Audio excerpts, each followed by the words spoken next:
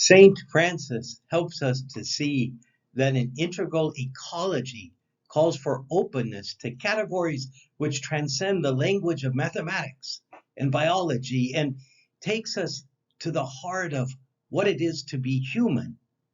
Just as happens when we fall in love with someone, whenever he would gaze at the sun, the moon, or the smallest of animals, he burst into song, drawing all other creatures into his praise. He even communed with all creation, even preaching to the flowers and inviting them to praise the Lord just as if they were endowed with reason. His response to the world around him was so much more than intellectual appreciation or economic calculus, for to him each and every creature was a sister united to him by bonds of affection. That is why he felt called to care for all that exists.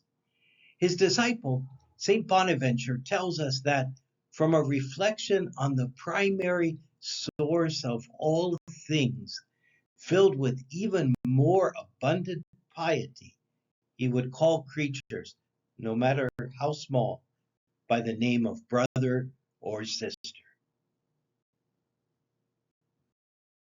Fiction cannot be written off as naive romanticism, for it affects the choices which determine our behavior.